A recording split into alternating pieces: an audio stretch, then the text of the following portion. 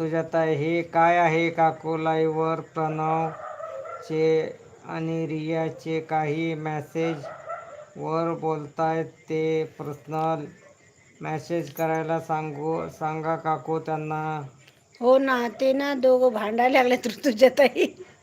आता काय करायचं सांगा, मलाच कळत नाही काय झालं यांचं.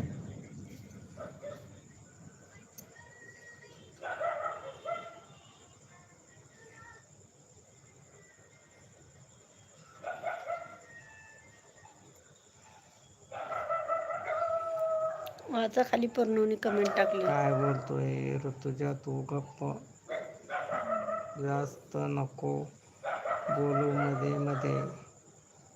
प्रणव असं नाही बोलायचं बाळा.